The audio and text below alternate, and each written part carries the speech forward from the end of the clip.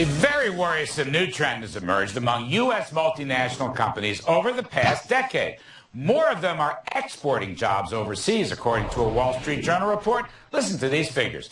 U.S. multinationals cut their domestic workforces by 2.9 million over the past 10 years, while adding 2.4 million jobs overseas. Now, if you compare that to the 1990s, these same companies added 4.4 million jobs here and added 2.7 million abroad. What is going on? I'm asking, are we seeing the decline of America? And what's this mean for the already anemic U.S. jobs picture? Here now is Bob Johnson, founder and chairman of the RLJ Companies and a CNBC contributor, and Bill George, former Medtronic chairman and CEO who teaches at the Harvard Business School.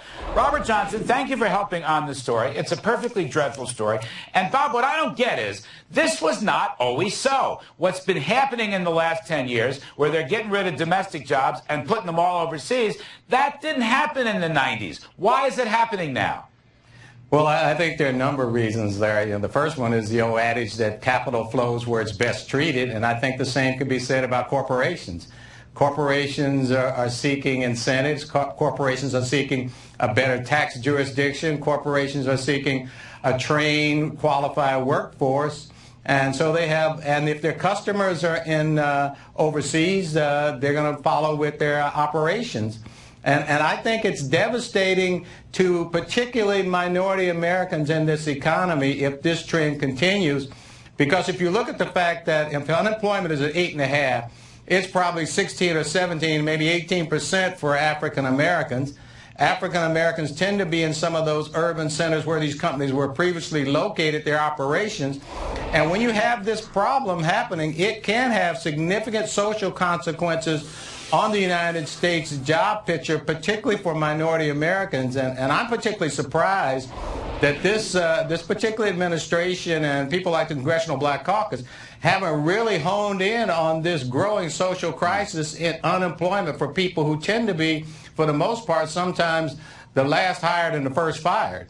All right, Bill George, please react to what Robert Johnson is saying. Let me just say, this story, it figures GE, Cat, Oracle, and Cisco. And by the way, I'm not blaming them. There's nothing illegal about it. It's just troublesome for all the reasons that Robert Johnson said, plus the fact that our big multinational corporations, so-called, which are about 23% of the entire economy, used to be great job creators as recently as the 1990s. Suddenly, it's all gone cold with very pernicious consequences, according to Bob Johnson. Bill, what is your take? Well, first of all, Larry, why are we surprised by this article? I'm not surprised at all. I mean, this has been going on for a long time. I think Bob Johnson is absolutely right. The effect on people, there are 25 million people looking for full-time jobs that can't find them. But we're not growing in this country. Growth is 2 to 3%. Any decent corporation can have productivity gains far exceeding that, and so they don't need more people. And it's true, the emerging markets, Asia, Latin America, the Middle East, Africa are growing at 10%, and jobs are going to follow markets, just like Jeff Immelt said. And I think that's a very logical thing to happen. But I think we need to go back to fundamentals. In the 90s, we created 23 million jobs. Why? Because we focused on entrepreneurship, new companies, and made it a very attractive climate. Today, that climate's not attractive. We look for scapegoats. We're trying to regulate our way into prosperity, and it's not going to get us where we need to go. One of the things we need to change this negative climate, this short term. One of the things that really troubles me is that these kinds of numbers and these kinds of stories, which are factually correct and they're very important, may lead to a whole lot of protectionism and bashing of large businesses. On the other hand, Robert Johnson, the article correctly fingers a couple of ideas. I want to get your point. First of all, I think you mentioned this. Taxes are punitive. But they also say declining state of the U.S. infrastructure is a problem, the quality of the country's education system, and barriers to the immigration of highly skilled workers. Now, I'm not sure that's where you were going, but that's what's in the story. What's your thinking? Well, no, the immigration exacerbates to some extent the problem that I was talking about, although we do want to see quality workers able to move on a global basis across boundaries. The thing that concerns me most is that the whole focus of the government is not on creating an incentive for small business to come in and fill in the gaps that some of the big multinationals are creating.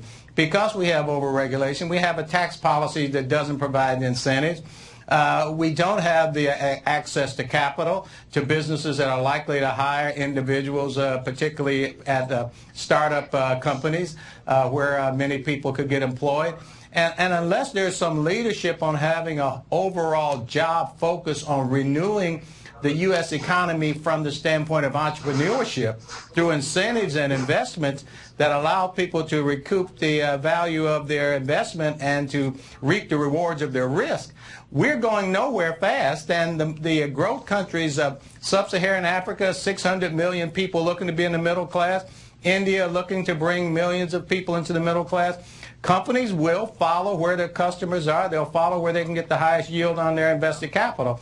So unless there's some momentum to retrain and refocus the U.S., not so much the workers, you need to do that, but you really need to retrain the bureaucrats. All right, retrain the bureaucrats. Bill George, I'm just kind of out of time. Real quick, education, taxes, regulations, do you agree? Are those the things that need to be reformed? Otherwise, we are just draining jobs right out of this country.